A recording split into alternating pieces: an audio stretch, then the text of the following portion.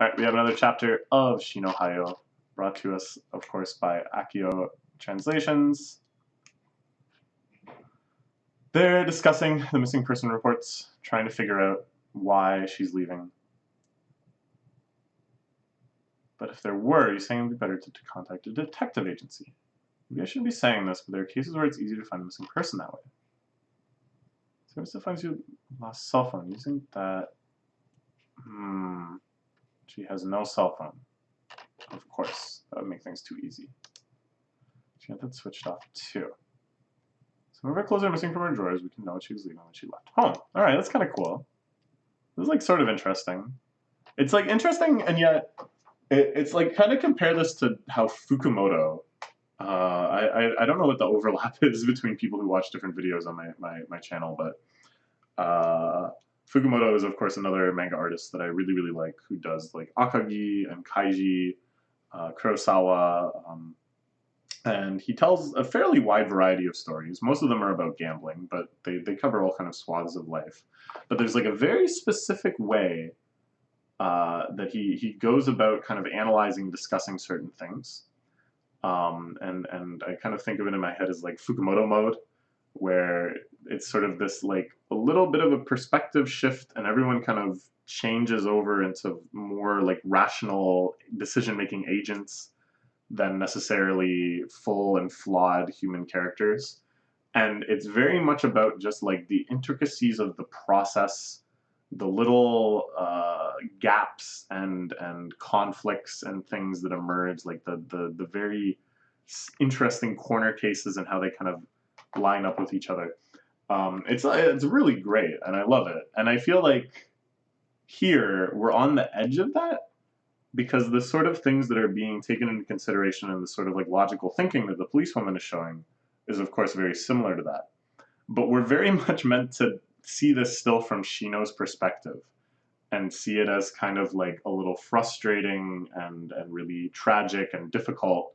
Whereas if this was Fukumoto, Shino would be like going tit for tat and offering crazy suggestions, and you know what I'm saying? Like it's not fully in that mode. It's really interesting to me. See, like, this sort of discussion, it's really emotionally charged and stuff, and it's about those emotions. It's about the emotional experience of them having this conversation. Wow, look at this drawing! Ah, it's so cute. Show the camera at the base of the apartment building. More natural than in this picture. Darker. Height, blood type, and hobbies or special skills. It's like a marriage interview. Yeah, like it's not quite abstracted in the same way that it would be for Fukumoto. Glad you came after all. Modeling care of your smartphone. Same as mine. What is the policewoman thinking of all this? She has this sort of dispassionate look. But I mean, she's just doing her job, of course.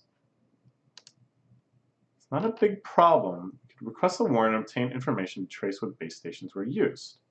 Three major companies is the only one that won't let us do that. Oh, I think this is a big problem.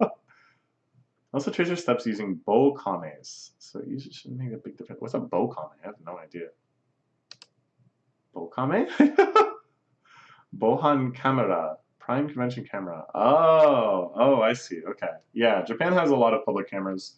Not as much as like England, but more than we have in North America. You'll just kind of see closed circuit televisions scattered around various public places. Talking about security cameras. Accept your missing persons request.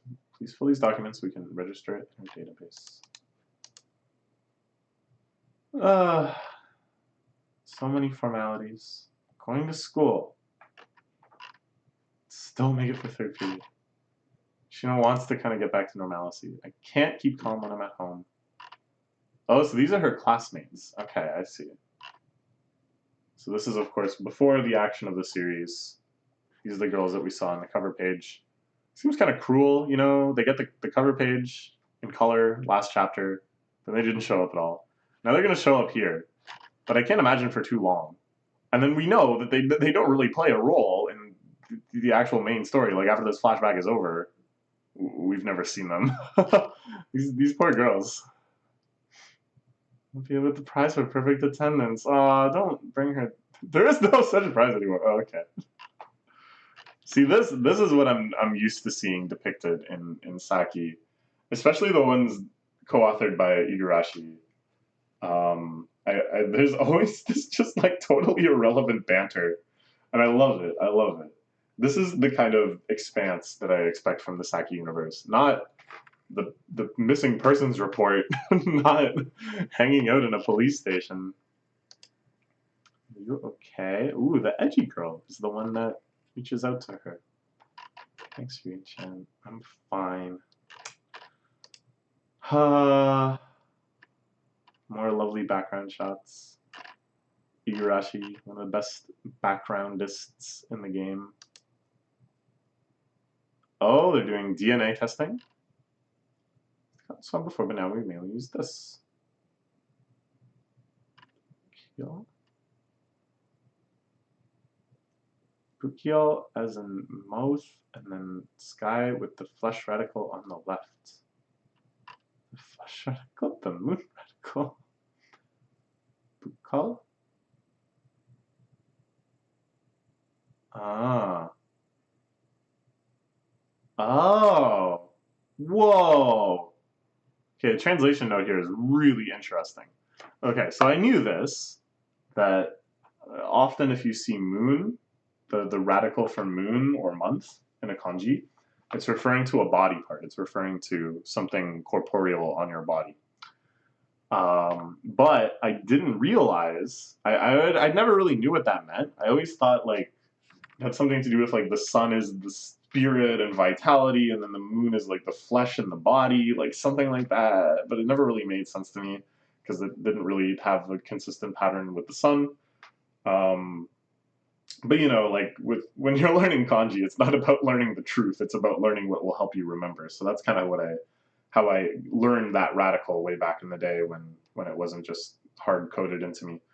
But I had no idea that it was originally the flesh radical, and that it's like just an ideogrammic shift that it just flattened out, a shift away from ideographicness. Because flesh as a radical kind of looks like flesh. It kind of looks like bones or vertebrae kind of being exposed within something, you know? So like that kind of made sense to me. And now it all makes sense. All right, that's kind of cool. What will you do? DNA sample. See if it matches with an unidentified corpse. Oh, God. Oh, man. So this is the first time the policewoman, like, really breaks and has a moment of, like, oh, geez, I gotta be careful with what I say around this kid. By doing this, we can be hopeful that she's alive. Hopeful. Tracked her movements with the security cameras, but then we lost her. I recorded leaving this neighborhood, so we're searching the whole area, but nothing so far. This person. Ooh, the Mahjong World Champion! See, look at this. I told you that the policewoman was gonna go home and watch Mahjong. Because this is the Saki universe, and Mahjong is like the most important thing. So the Mahjong World Champion. To think she was walking around here. What a surprise. It's a coincidence, right? My sister plays Mahjong too. Wait, so it's obviously not a coincidence. Why? I think it's not a coincidence at all. I think what happened is we got ourselves a classic Akagi style match. But unlike Akagi, which takes place over one night, and yet is depicted over like 20 years, this one is actually it is depicted not at all, but it actually takes place over like 20 years. And the whole time that Shino has been struggling alone and everything that's happened in the series, her mom is still in that one Mahjong parlor playing against the world champion, fighting her to a standstill as people bring in food and they take bathroom breaks and smoke breaks and stuff, but never emerging. Never emerging. Always playing. Yes. Mahjong is the clue. And this is what leads to it.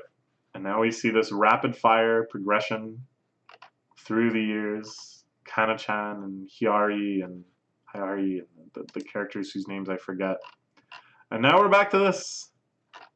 Staring down her rivals, knowing that the best hope she has, although it's not really that strong a hope, is to rise in the world of Mahjong. To sprout, as the chapter title implies. And to somehow bust her mother out of the endurance mahjong match against the world champion that's taking place in the underground under their neighborhood. That is my hard read, and I would be so delighted if it was accurate, but I have no idea. I kind of doubt it. Okay, that's all for now. Bye bye.